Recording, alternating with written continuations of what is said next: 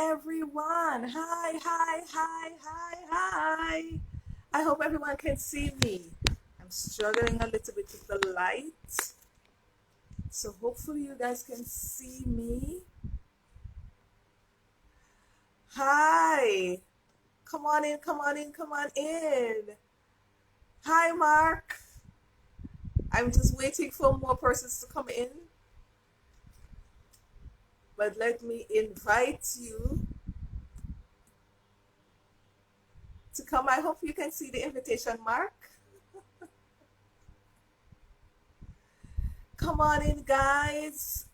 I am ready to talk about digital strategies for teachers.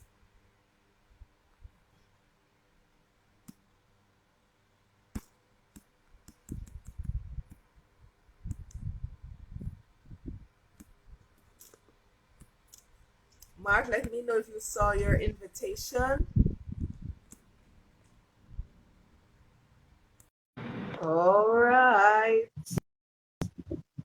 Waiting for Marc to come in.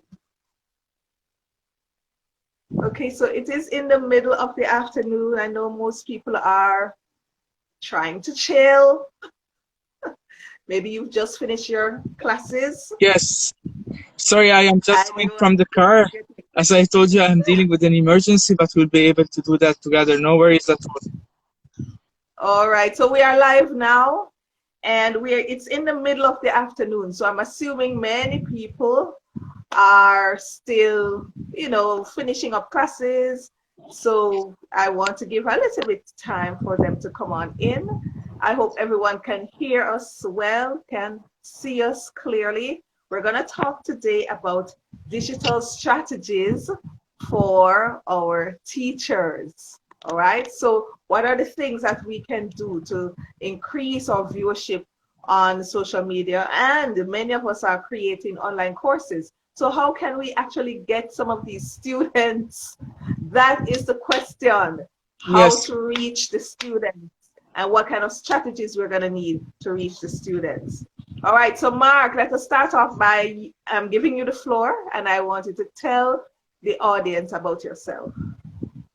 Oh, thank you so much, Venice. I really appreciate it. So my name is Marc. I am based out of Nova Scotia in Canada. I run my own business. I run my consulting firm. We do business strategies, and we do lots of training. We do executive training, executive education, continuous education. And also I run, so the company name is Strategy Up, and also I run Strategy Up Academy, which is actually where we met. And it's actually because of this brand and this discussion, we met probably almost a year ago. And we started discussing about how to put an online platform for teachers and for students to put their courses over there on our own platform. And we are still opening the platform for anyone who would like to put their courses. And I will be more than happy to discuss about all the details later. Okay, so tell us a little bit more detail about your company. When did you start? How many people you have on your team? Are you only operating in Canada, or do you go internationally? Tell us a little bit more. Yeah, well, I've been operating easily for the past 6 to 7 years. I started out of the Middle East and Africa and Europe, and then we moved to Canada in 2018. Just to tell you, Venice, like I know Jamaica very well. I've been there. I lived there. I was working with Digicel, so I am sure everybody knows Digicel. And so I know very well the Caribbean. I also was staged in the Bahamas for a while.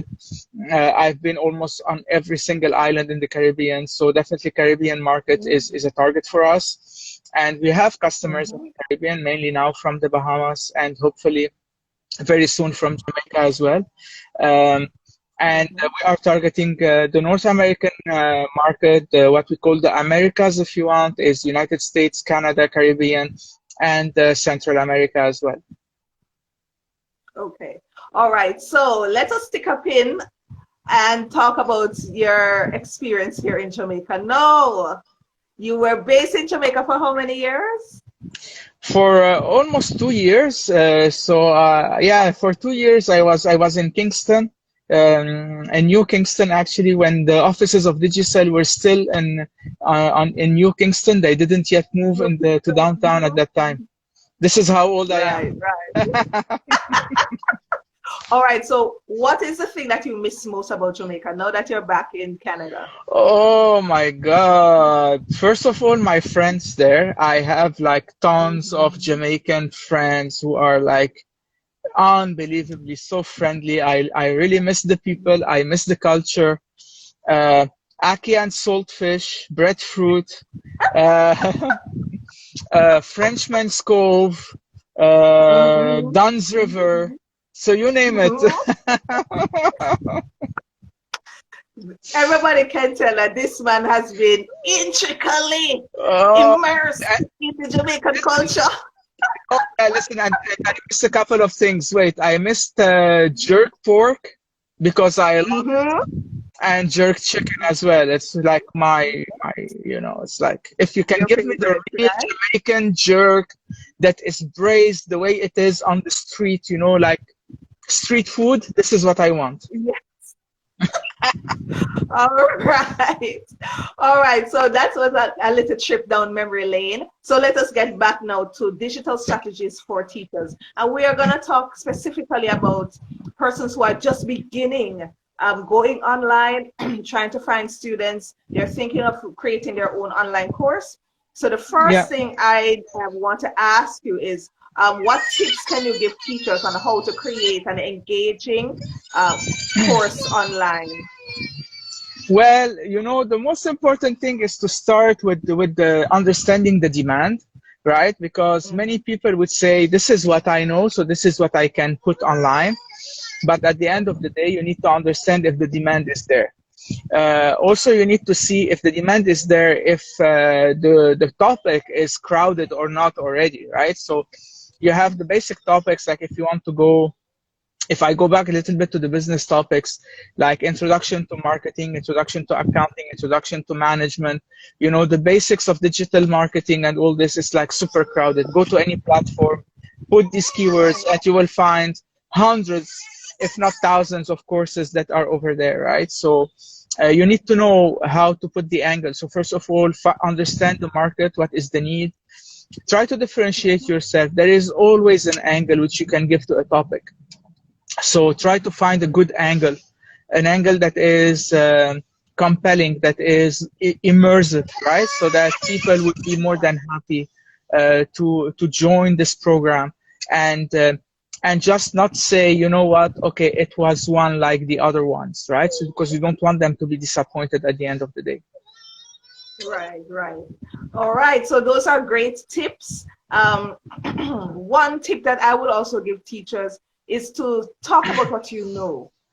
All right. So what is your major? What have you done? And even if you have not studied it, but maybe a lot of teachers have talents and skills that they've been doing, crocheting, learning languages. And you have soft skills also, how to speak in public, how to become a confident public speaker, things like that that you Yeah. can create using your own talent and skills that you've honed over the years. So tap into that. That's an excellent resource to know.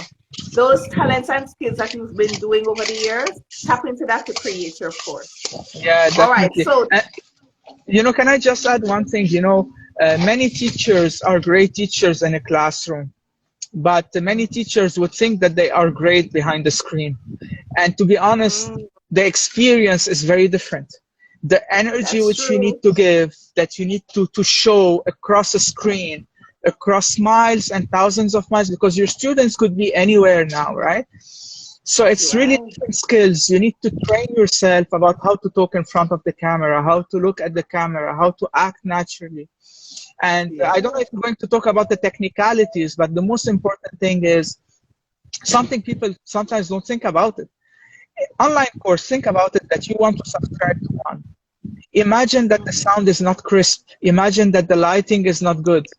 Imagine that the supporting document, like you put a slide and it is blurred or not very crisp, right? How would you feel? just don't want. You want your money back, right? Because you cannot see Right. the eyes of the instructor. You cannot see. It's not proper lighting. The voice is deep. It's not really crisp. So all these are extremely important. Like once you want to go online and you want to do something of quality and you want to shine, invest in equipment. Unfortunately, there is a cost to that. But I always say invest in the business for the business to give you back money. If you don't do that, I don't think that you will get really the money which you are expecting. Right. And that's quite interesting because we were talking last week on how to engage. And that's one of the things that we talk about in our masterclass. So for those who are listening, we'll be having a masterclass over the Easter holidays. So get in touch with me at hellohappyteachers.com. hellohappyteachers@gmail.com rather. And come on board. We'll teach you how to engage your students while teaching online. All right, so another one is, what tips can you give to market the course? So how can these teachers find students? What can they do?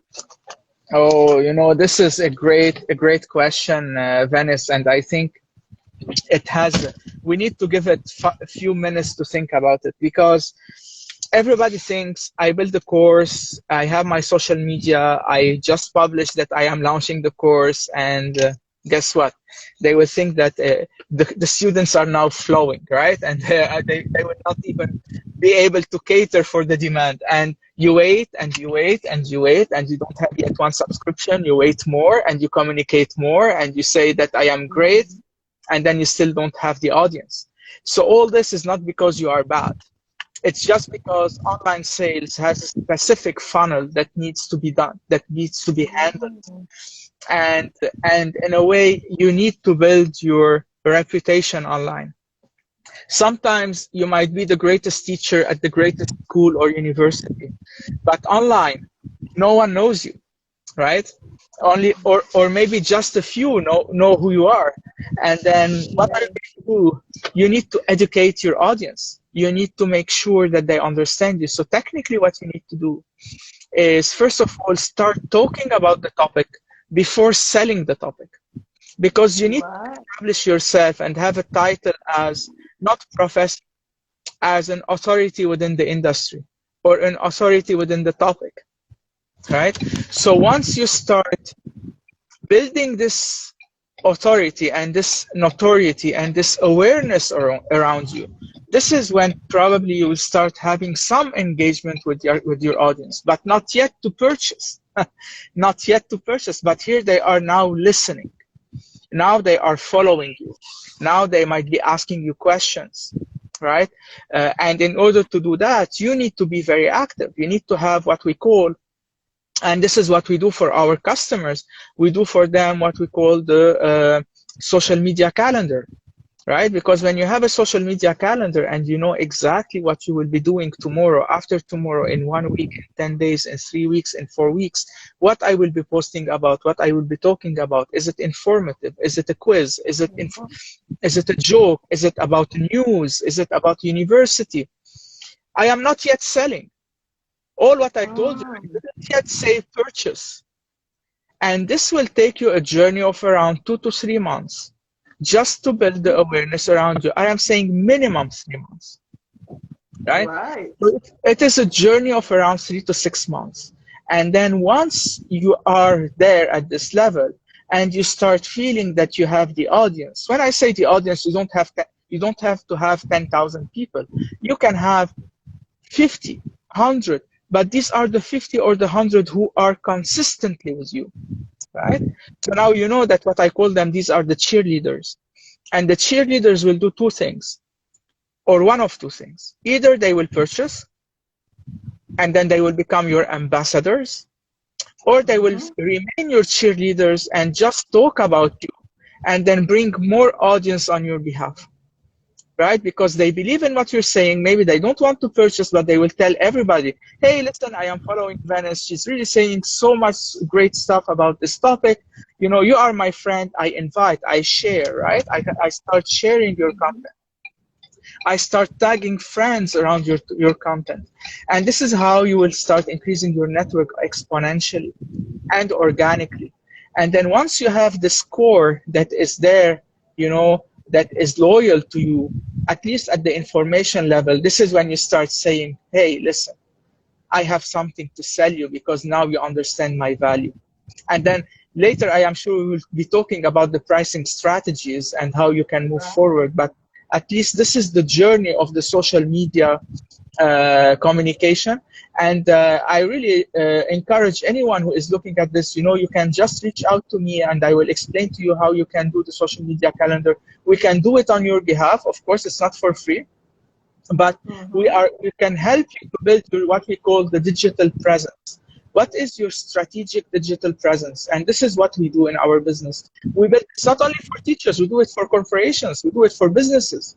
And teachers also who are selling a course are a business, right? So at the end of the day, it's the same. All right. So you are talking about building a strategy and ensuring that you put some content on the social media in the digital sphere so that others can know you, that you have some kind of information, or that you are the authority of a certain topic or course, correct? Yes. So yes. How long will this take? I know you said it's going to take at least 3 months, but I know based on my experience that I've been building Happy Teachers now since 2018. And so it takes a good while. So we're not here to tell you that this is going to be an overnight thing and that you're going to be an overnight success. There are the unicorns out there that become overnight successes. But for the most part, many people have to really work hard and may have to put in years of good work for you to start seeing real fruits eventually. What say you, Marc? Yes, I totally agree with you. It's a long journey. I am not a big believer personally about all these online, what they call themselves coaches and this kind of stuff, to be honest, because I see how they are building the network around them. And as you said, the unicorns, actually, they are not really unicorns. These unicorns started with some millions. So they started with few millions to invest in their marketing and in their image and building the image. And then the first couple of millions brought more millions to them, right? And this is how you see these unicorns who really grew in a fast way. But when you look at the John Doe on the street, like us, I would say the people who are really working hard and who are like at their own scale, in order to scale up, as you said, it is years and years of hard work.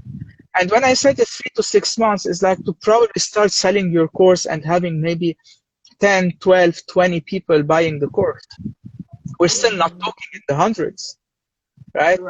I will give you one thing, like here in my own market where almost everybody knows who we are, when we want to sell a course, it's like still like pulling teeth, right? It's like, how many can we bring into one program? And it's not yet in the thousands, right?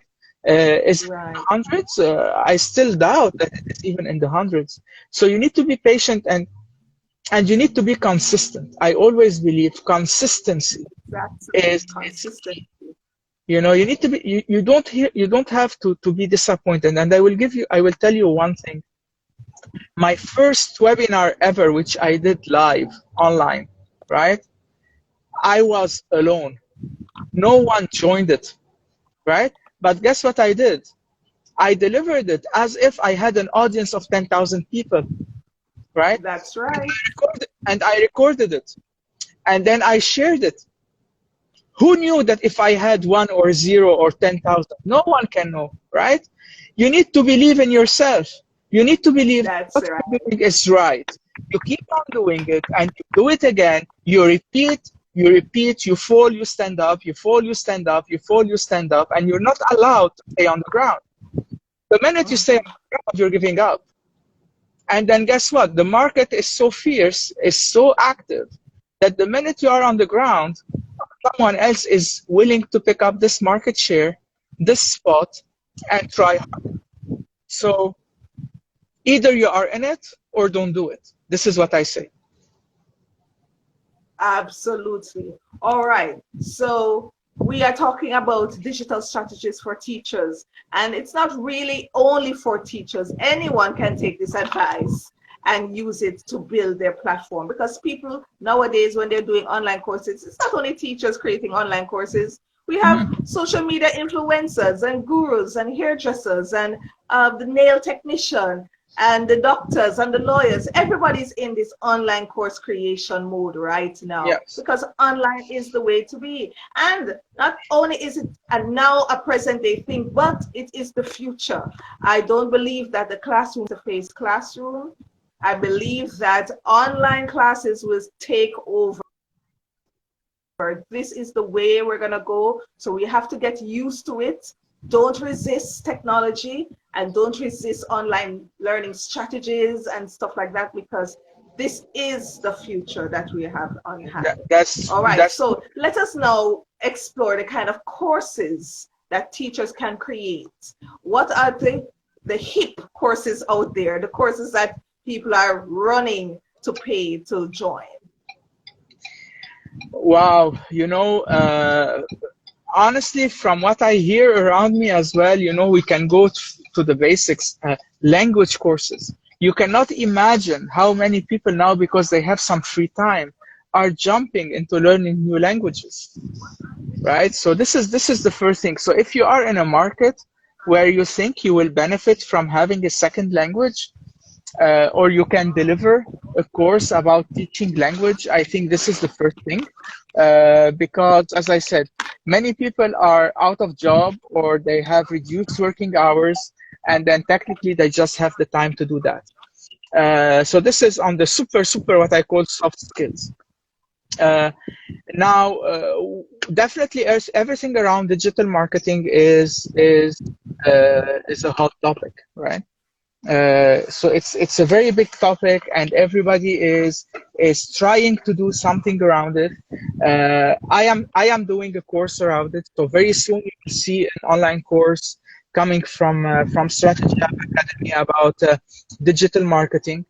And you have honestly lots of people trying to learn accounting, because everybody is trying to reduce their costs. So they are trying to learn about bookkeeping, accounting, right? So this is something that is coming a lot, especially in what I call the one-person business, the entrepreneurs, or what we call them solo-preneurs. They are learning these skills because they cannot afford anymore to outsource. Business is down. They still want to survive. They are trying to make things on their own. So accounting and bookkeeping. Uh, if you are in a market where it is highly regulated, like if you have very strong HR policies, HR is also something that is on the hype, and especially which we are seeing is how to handle the performance management of your employees remotely, right? Because as you said, when you said that online courses are there today, even businesses are working remotely. And this is really becoming a hot topic, because everybody wants to work from home. And then you need to understand, how can I control my employees? How can I evaluate them? Most probably I will not see them physically anymore. Uh, so, like big corporations like Google, Microsoft, Facebook, all adopted work from home as a normal policy now. That's it. And even I was reading today, in Ontario, in Canada, I think the government is deciding to make online courses permanent. That's it. The online course methodology and philosophy and execution is here to stay forever. All right. So, Mark, thank you for that, because you have touched on a lot of points there regarding working from home and where the future lies. I want you to touch on based on what you are doing now in Canada, where do you see the future is going regarding technology, working from home, online studies, online teaching strategies, online learning, etc., etc. Tell the audience a little bit more, because some people still in Jamaica and maybe in the Caribbean, we're still stuck on the traditional way of doing things. And we have got to realize that some of these things that you see we are cutting out now is not something that is just here because of coronavirus. Yes. We're cutting these things out because this is the way forward. So personally speaking, my husband currently is working from home and has been working from home for a year. And he is now actively working from home futuristically now for the foreseeable future. So Yes. we have to realize now that there's this flexi work schedule that many of the companies are starting, and persons, like I said, the one person business, people are now beginning to have their own business. They're no longer going into the companies and asking for a 9 to 5.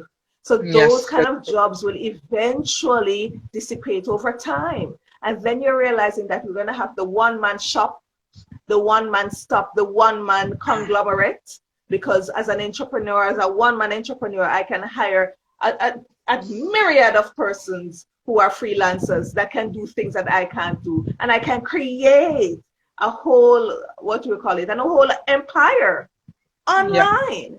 So talk about where you see this online thing going in the future. Oh wow, this is a world by itself, because we are very involved in the technology and aspect of doing business. And I can tell you, for example, now we are involved with a group of people whom we are from all over the world on Clubhouse, and we have our own rooms and all our topics which we handle every day. So one of the softwares which we are using is Slack. So Slack is one of the softwares where it is enabling teams, remote teams, to talk about or to coordinate in a so easy way that you open different channels, you name the channels the way they want, you bring people into these channels that are it's a closed group, right? Not everybody can join. And then this is where you are communicating. There is no emails anymore. Like, in a way, we dropped the email philosophy. We are now just, in a way, into Slack, which is a channel, and then you chat on this channel, and you have the history on this channel, and it is organized by topic. If you are into doing CRM then definitely you need to be with Hubspot. Hubspot is one of the softwares that is giving you a perpetual free license, of course with limited features, but it is great to start with. If you are into sales, one of the tools is Pipedrive, right? Which is to handle the sales funnel and to handle the pipeline. So you have if I start naming them, you have a million, like hundreds of thousands of softwares, right? But it's all about finding what you want to do and finding the software which you are comfortable using, because the last thing you want to do is work on a complicated software where you think that it's too complicated to you and you have to drop it, or it becomes a burden for you to use it, and then instead of the software working for you, you will be working for this software all day long to populate it. And then at the end of the day, I always say, for all these softwares that are CRM, CMS, whatever you want, garbage in, garbage out. If you don't input correctly, you're not going to get the results correctly or the analytics that is coming with it. So I wouldn't recommend that for anyone who's not on all these to just jump and say, I will do them all in one day. No, but my recommendation is to take one of them, see what is your pain point. Is CRM your pain point? Is project management your pain point? Is filling the pipeline in sales? And this is where you start. Start with one, master it, or become half a master. I don't want you to master. Marc, are you there? Yes? You hear me? Okay. Oh. You're breaking up a bit. Okay, I hear you very well. Now you hear me? Hello? Marc, I'm not hearing you. You're breaking up a bit. So I wonder if you could come off this feed and come back again. Do you hear me now? Come off the feed and come back again, okay. Because Yes, I'm not hearing yes. you. Okay. And you're kind of breaking up a bit. Hi, Dr. Kim. Hi. All right, so I am not sure what's going on. Okay, so to come back again because I wasn't hearing him and he was kind of breaking up a bit. So let me get him back on. We are talking about digital strategies for teachers. How can you promote your content online? How can you be profitable with your content online? Hi, welcome Yes. back. Okay, very good. Sorry about that. I don't know what was happening. I think it's. I don't know either, right? Yeah. But finish off what you were saying. You mentioned a software for the sales funnel. I did not hear that clearly. Yes. So Can you repeat again? It was Pipedrive. Pipedrive. Yes, Pipedrive is one of the softwares which many professional companies are using, for example, to create a sales. It's not a sales funnel.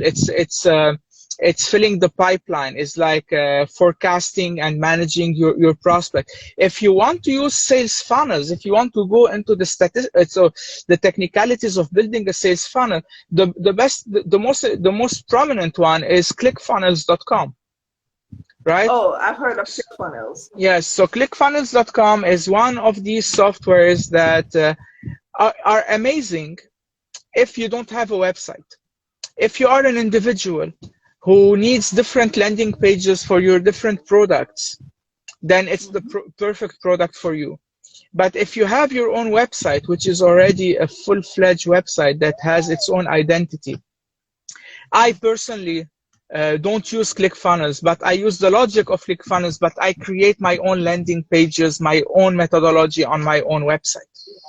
Because the problem with ClickFunnels, they still force you to use their own templates. And then if you are loyal to your branding guidelines, you will be a little bit off your guidelines.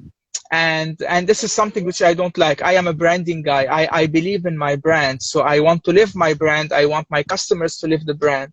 So what I do is that I replicate, if you want, the logic or the idea of ClickFunnels, but I do it directly on my own website. But for anyone who doesn't have and you want to build just a personal brand, please go full-fledged on ClickFunnels. It works. If you know how to do it, it works. Okay, let me say it. If you know how to do it, okay? It works. All right. So for the teachers that don't have a website, are you saying then that they need a website in order to start creating a online course and marketing their online course? Sorry, can you repeat the question? Okay, so I'm saying, do you need a website in order to start promoting your course? You know, I would say yes and no. Okay. So first of all, you need a place to host this course, right? So when you say, is it your own website, or you're hosting it on Teachables, or you're hosting it on Udemy, or you're hosting it on, let's say, Strategy App Academy platform, it doesn't matter. But you need to have a way to communicate, right? If you are using your social media as your main communication channel, then by all means use social media. I am not saying that everyone should have a website, but the logic says is that, for example, when you do a post on Facebook and you boost this post because you want to sell your course, what's going to happen is that if you just take the audience directly from the advertisement to the purchasing page, they are going to bounce very fast because they are not yet ready to purchase, right? They are not yet ready to purchase. So what they want, you need to funnel them. So you need to take them to a landing page where you explain to them a little bit more, what is this course about, why it is important for them. Probably you will have some testimonials. You will be having a video about yourself talking about the course. And then over there, when they go down, you say, you want to purchase now. They might not be ready yet, so they need to read a little bit more further. And then you have another button, 20% discount if you join now, and you have a counter that is going to go in 5 minutes. And then you create this immediacy and this urgency around it. And this is how you are going to be able to create the not only the need, but this urgency to come into your course. And also, there is the strategy of building the pricing is that all the time, you cannot from the first encounter say my course is 1,500 US dollars, right? They Oh. need to know you first. They need to know, who are you? Are you a good teacher? Do I like your style? Do I like the content that you are giving me, right? So you need to give them maybe, for example, for maybe $100 or $50, one chapter, one course, one lesson. You want more, then you upgrade, then you purchase more, right? So this is So very then you important. need to have like a pricing strategy. You can't just Yes, go fully out the gate like that and try to hit the high target. You have to definitely. woo them. And so when I talk to my teachers and edupreneurs, I speak to them to say that when you're speaking and trying to get your clients and customers, you have to woo them, just like a man is wooing a woman for marriage, correct? It doesn't take a month, it Of doesn't take two course. months.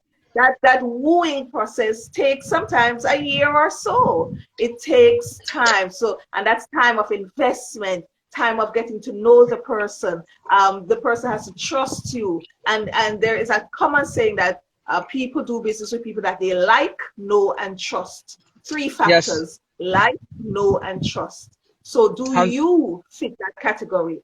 How is your reputation? How is your online reputation? So stick up in, Mark, for persons who like to be online, Instagram, Facebook, LinkedIn, wherever, Twitter, and they're engaged in arguments. They're engaged in destructive behavior, tearing down people, going online for online gossip, and putting and meddling into business that is not of their own. How is that building your online reputation when you're ready to branch out in your business?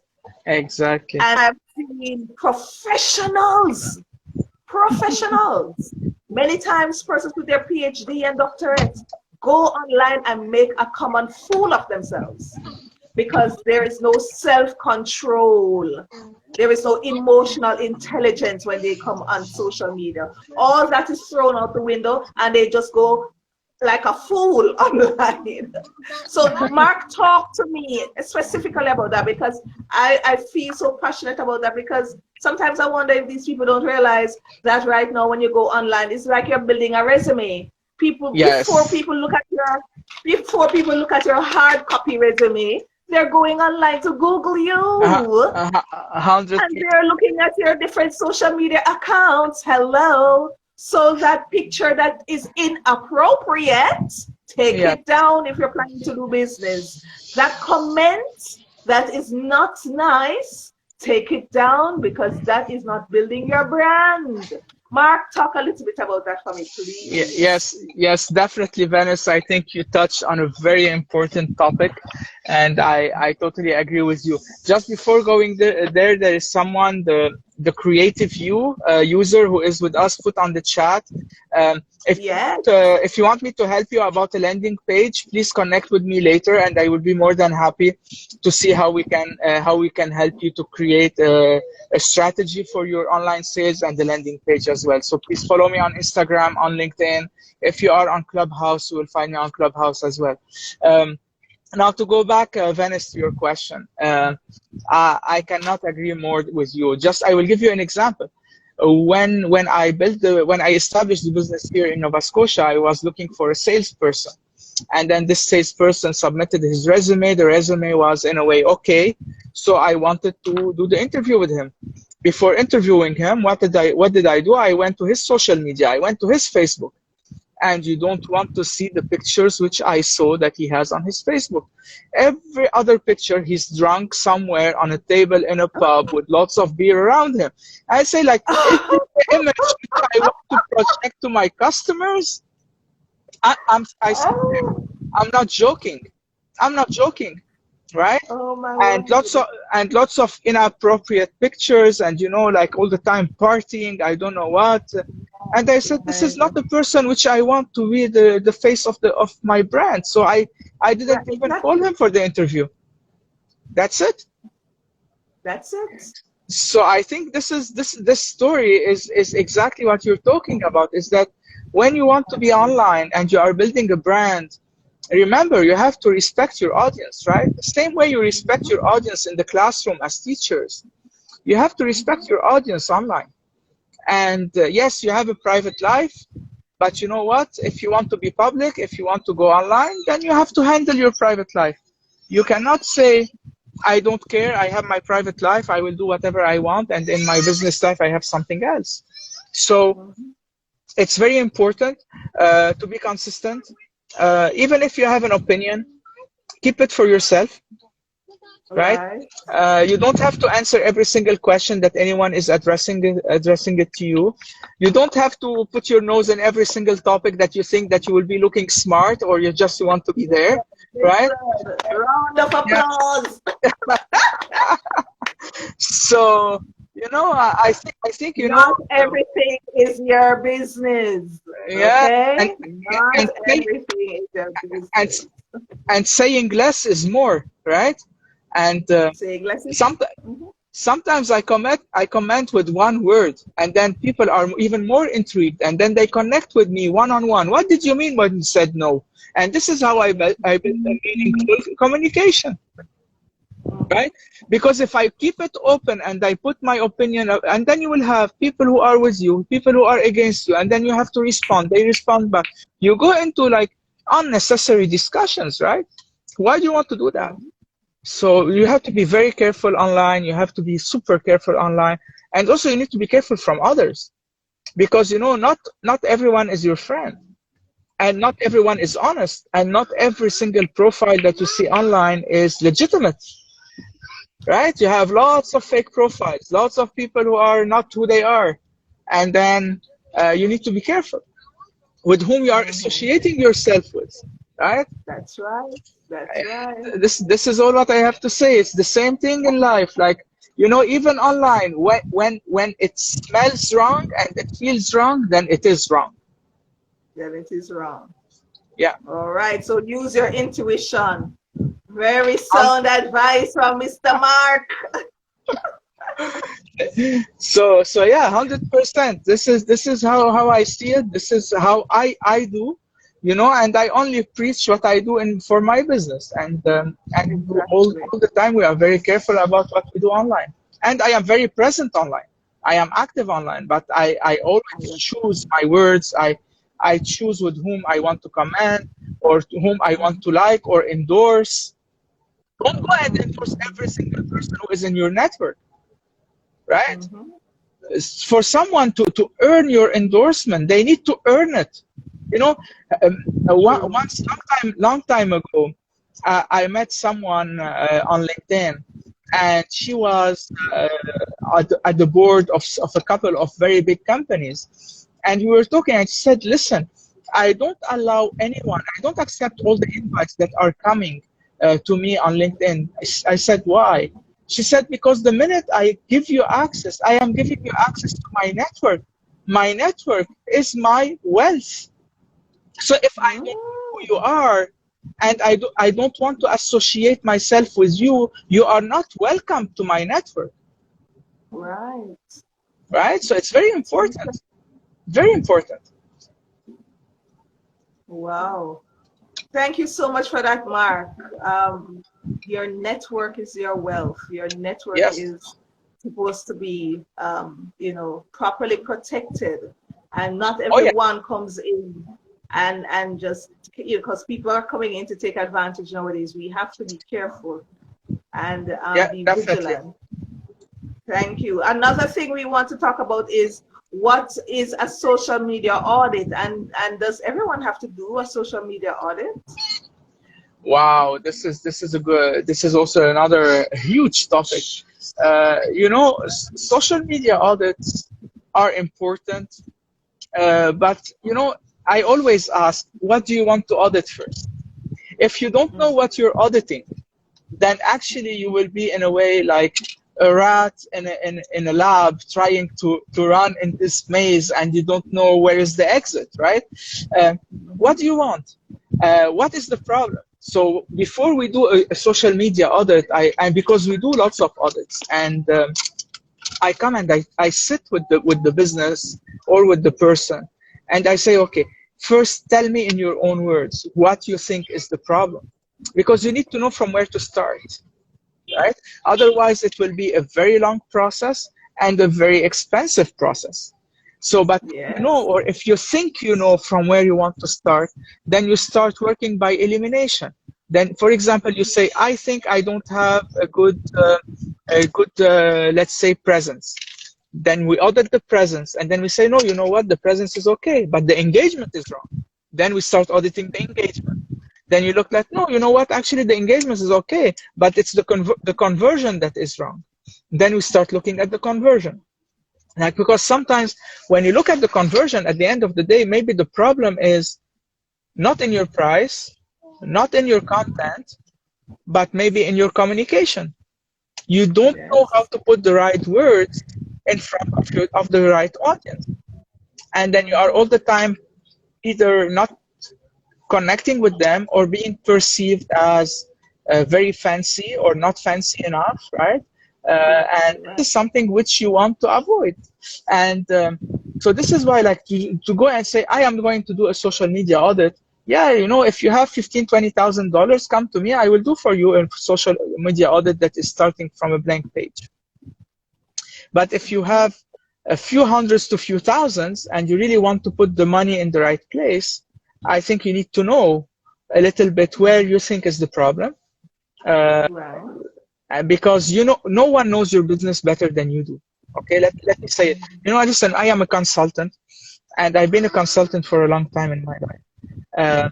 If you think that a consultant knows your business more than you are mistaken, right? But the consultant is going to help you look at your business from a different angle. The consultant is going to give you different use cases, different experiences that are similar to yours. And this is how you start building the analogies and saying, oh, okay, so why I am not doing this? So sometimes our role, you know, and I will be very honest with you, even if I know that my client is wrong, I never tell my client is wrong, but I help my client to realize that he or she is wrong. I ask the right question so that they come and say, oh, you know what, we've been doing this wrong for a long time. I said, yeah, very good, thank you very much. Because if I say that they are wrong, then I am perceived as arrogant, as someone who doesn't know the business. The minute I step into the boardroom, I am still saying that they don't know what they are doing. So no one would believe you. You create more enemies than friends. But if you come to them as a friend by default, and you just have a chat, and you ask, you know, probing questions, pushy questions, I always make them think, right? They answer an answer. I say, it's not enough. I want to dig deeper. Tell me more. I am not satisfied with this answer. And this is how you are able to improve a business and elevate, I would say, the business from where you are to where you want to be. And there is a path to it. You cannot do it in one night. You cannot say, you know what, I'm talking to a coach or I have a consultant, and you start the project and next week life is perfect. No. Right. And especially online in social media, you have a lot what we call of trial and errors, right? Because look at the parameters. And yesterday I was talking to one of our clients for whom we are doing a Google ad campaign. And he told me, like, in the past that it wasn't performing. And I said, okay, did you think why it's not performing? He said, no, like, we think that we're not able to reach the right audience. I said, no, because, you know, sometimes when you are purchasing a keyword and you are bidding on it, if, for example, today you are the only person who is advertising for this keyword in your market, then it's easy. You're going to reach the same audience and for cheap. But the minute you have 4 or 5 businesses tomorrow starting a new campaign, all the dynamics of yesterday are not true anymore today. Because yesterday you didn't have an online advertising competition, but today you have an online advertising competition. So the behavior of yesterday cannot be today the same. And then what you need to adjust, you know, of course you don't adjust every day, but then you need to start thinking, if my competitors are doing a campaign at the same time, then what I need to do is probably rethink my campaign, rethink my communication, target a different audience so that I am winning on a different front. So it's, I always say social media management, social media advertising is a full-time job. It If you want to sure do is. it as part-time or when you have time, don't spend money. Be there, but don't spend money because it's money that you're throwing out of the window. If you want, give them to me. I can buy some beer with them. It's the same effect. Okay? All right. So Dr. Kim, who is the creative view, was saying to give the viewers a backstory. So Dr. Kim, tell me exactly which backstory you want Marc to give you, because he was giving a lot of examples as to what people were doing on social media that wasn't working and what you can do now to get solutions to these problems online. All right. So you are suggesting that people do a social media audit, and you're saying to persons they need to know what their company is all about and what is their purpose for doing this social media audit.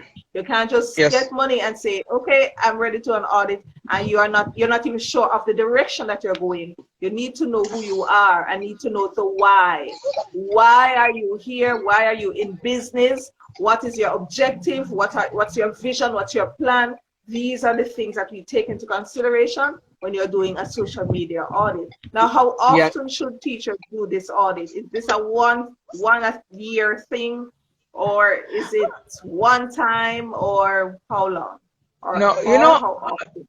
yeah, honestly, if I want to go back a little bit away from the teacher's part and just the online part, if you are in a corporation, in a company, usually we do the internal audit about the processes and the performance and all this, usually once a year. So if you go to the financial audit, it's done once a year, right? So when they have to close the financial year.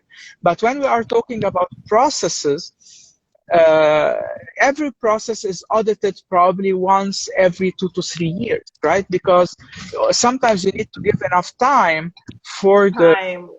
process to take shape and to be used more than once, because you don't want to audit a statistical error, right? You don't want to be auditing an exception, right? So you need to use the process so many times, and then you go back and you say, okay, if I use this process for 50 times, now it's a good time to audit it. So there is no really a timeline, but it's more about you start auditing when you think that you're not getting results after that you're doing too many things, and you tried, plan A, you tried plan B, and you are reaching to plan X, Y, and Z, and you still don't get the audit, then or the result, then definitely you need to audit what you're doing. And when we talk about the audit, it's not, just taking a piece of paper and asking a question, did you do this, did you do that? It's more like rethinking the business. What I call it is more under doing a gap analysis. So this is what we do with our customers, is that we take like a 2 to 3 days retreat with the customers and say, okay, let's have a look at this business. Let's do a gap analysis. What were your objectives? What are you doing? Did you reach to your objectives? Not how far you are or how close you are. What is still missing? So we do all this kind of analysis, and this is where you will come up with a synthesis that is going to dictate now new projects. So you say that I need to do A, I need to do B, but A, B, and C as new projects, you need resources. It's resources, it's about people, time, and money, and systems, right? Yes. So what do you want? So this is very important to a certain extent, and then you put a plan. You say, okay, I have 4 action plans. I can execute one of them this year, 2 next year, and the 4th one is in 3 years. Fine, as long as you know it, it's fine. You don't have to do everything next week because you can't. So to go back to the audit is important, the social media audit is important, and the business audit is important. Not the financial audit, but the business operational audit is very important. And usually you can do it either once a year, which is like a good practice to do that, or like once every couple of years if you think that you have a machine that is well oiled, that you are already almost on autopilot. but you always need to do, the checks and balances, right? Because what if you have revenue leakage, or you have a fraud, or you have something that you can optimize so that you can even earn more money just because you didn't optimize the process. So this comes a little bit later when you are already on autopilot. The problem is that if you are not on autopilot, if you are still launching at the beginning, getting a lot into audits are a distraction. They are going to distract you from the operation. So you need to be very important, very aware of when do I need the audit. So don't panic at the beginning. Like if you just started and say, oh, I need someone to audit. No, what you need a consultant by your side. You don't need an auditor at the beginning. You need someone to guide you. You need someone to help you, to give you ideas, or to help you in the execution. And then you take this execution, you operate for a while, and this is when you start auditing. But don't start auditing after 2 months of like being on Facebook and say, I don't have results, I need an audit. No, it's not, it's too early. That's not how it works. Yeah. It's not, it needs time. Yeah, it needs time to get, because usually when you audit data points, right? You audit data points, and to collect data, you need time. Again, I will go back to the statistical errors. Like if I tried to sell to 2 people and 2 said, no, this is 100% rejection, but is it statistically significant? No. Right? So I cannot say, oh my God, my process, give me, yeah, go ahead. Yeah, I was just gonna welcome NCU Career Services to the conversation.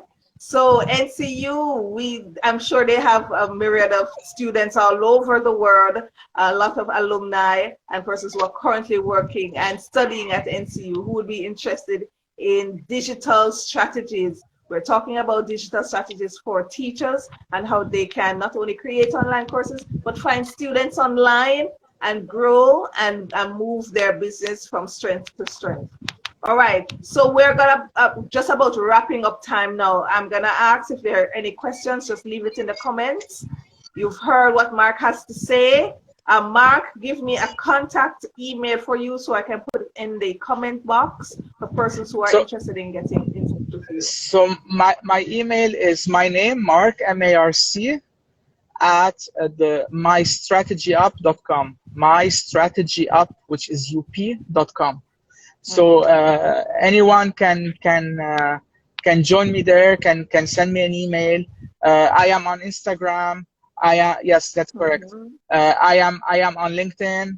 I am on Facebook. I cannot hide, right? Even if I want to hide, I cannot. I know. It's okay. It's okay. I want to thank you, Marc, because you have dropped some gems. You've dropped just enough to let people know that you have the handle on this profession, that you are the consultant to go to. So for those persons who are truly thinking of going into the digital, sphere, full-time or even part-time, and need a consultant by their sides to guide them along, reach out to Marc at mystrategyup.com. And for all the other persons, just want to let you know, guys, again, we're having our online teaching masterclass over the Easter break. Easter break is next week, so don't miss out on that. Reach out to me at hellohappyteachers.com. I'm going to put it here in the chat. hellohappyteachers@gmail.com. hellohappyteachers@gmail.com. Reach out to me. We will be having a good masterclass, and we will talk about how you can get online, sell your course, all these things we're talking about with Marc about, and even more.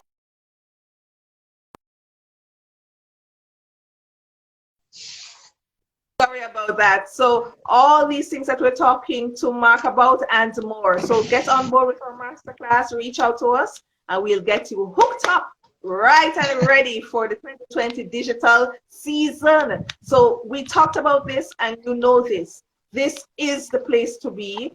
This is where you need to go. You cannot stick with the in-class system anymore. That is a thing of the past. We're going forward into the digital future. So get on board, people, and we are right here waiting for you to hold your hand and take you through the process. Any last words for us, Mark, as we go? Oh, well, first of all, I want to thank you for having me here with you as a guest, and I really enjoyed this discussion. If I am to give just a last recommendations for anyone who's trying to give a course online, is try, don't be afraid of giving a lesson or tools for free, right? Because these are good hooks. Like if you give me a tool which is useful and I got it from you for free, but I appreciated it, most probably I will come back to you when you have something to sell, because now I trust that what you gave me worked, had value, and now I used it, I knew how to use it, and it was easy to use. So this is extremely important, I would say, when you are teaching online courses, is to all the time have this kind of tools that you can drop for free, do lots of what we call learning activities online. Don't make it a monologue. Even if it is self-paced, try to talk in a way as if the person is with you in the classroom, and give them lots of learning activities which they can upload back to you so that you can grade them or give a feedback, because people like feedback, right? Otherwise we will be all robots, right? So the more you can guarantee to the students that there will be some kind of feedback. I know that when you scale up it will be very difficult, but it's a good problem to solve, because when you don't scale up yet, or when you are at the beginning, you can handle the few students you have, so you can interact with them. Then when you scale up, this means that you are getting more money, and then if you are getting more money, then you invest in tools, you invest in automation, and then once you do that, you can now serve 1,000 students the same way you were serving two.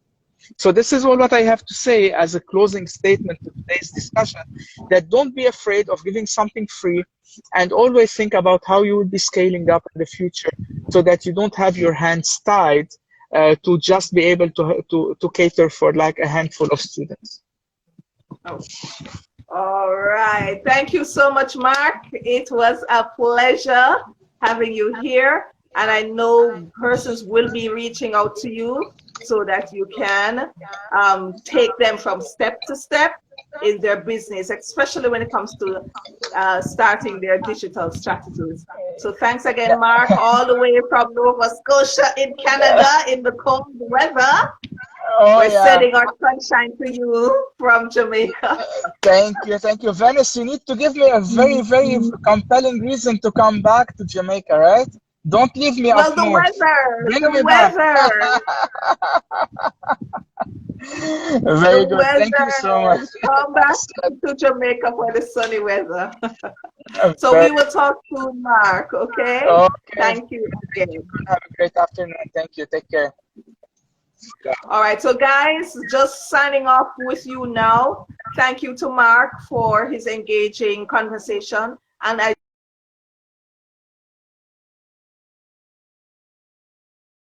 just want to encourage you that no matter what happens, and go towards the vision. Don't worry about the distractors. Yes, distractions will come all the time, but keep in front of you your focus, what your objectives are, and what your God-given plan is. Yeah, and I encourage you to continue striving, continue doing your best.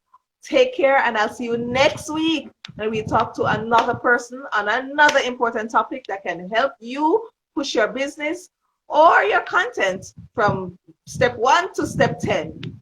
Thank you, guys. Take care. See you next week. Bye.